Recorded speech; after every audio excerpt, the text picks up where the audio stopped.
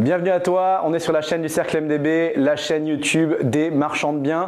Aujourd'hui dans cette vidéo, la minute des marchands de biens, on va parler des bases du financement bancaire pour un marchand, pour une opération d'achat, rénovation, revente ou d'achat-revente classique. Alors comment ça se passe le financement pour les marchands de biens? Il faut savoir déjà que ce financement est géré par des professionnels au sein des établissements bancaires, un pôle dédié, le pôle immobilier, promoteur, aménageur, lotisseur et marchand de biens. Donc ce sont des banquiers spécialisés qui vont réaliser ces opérations et qui vont vous considérer comme un professionnel de cette activité. Donc les prêts, comment ils fonctionnent? Eh bien généralement ils fonctionnent avec une ligne de crédit qui n'est pas un prêt amortissable sur 15 ou 20 ans comme on pourrait avoir dans le locatif, mais sur une ligne de crédit de 12, 24 à 36 mois, parfois un peu plus long, mais généralement ça va rester sur des durées de 36 mois. En termes de taux, les taux vont être variables et calqués sur l'Euribor qui est un indice, et je t'invite à regarder un petit peu à quoi il correspond et comment il a augmenté au cours de ces derniers mois, avec une majoration de cet Euribor qui va être entre 3 et 6% selon les établissements bancaires, les conditions et ton expérience en tant que marchand. Au niveau de l'apport demandé et de l'opération, comment fonctionne le financement? Si on part sur une base de 100 pour faire simple, donc on va avoir un prix d'acquisition total qui va être de 100.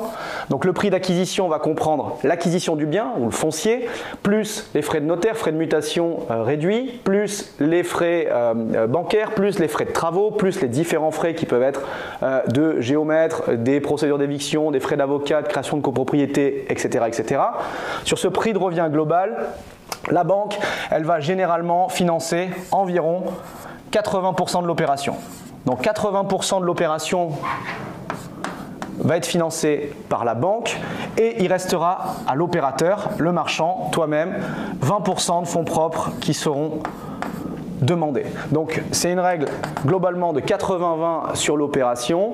Ces 20% peuvent varier à la hausse ou à la baisse en fonction des conditions qui vont être octroyées, de ton expérience, potentiellement de la commercialisation ou de la pré-commercialisation des lots que tu vas pouvoir faire et éventuellement des marges attendues.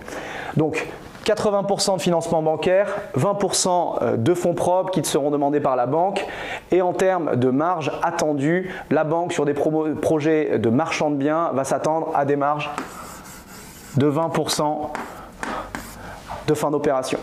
Donc le financement, tu le vois, il est vraiment différent d'un financement potentiellement immobilier classique de résidence principale ou d'investissement locatif. C'est un prêt professionnel.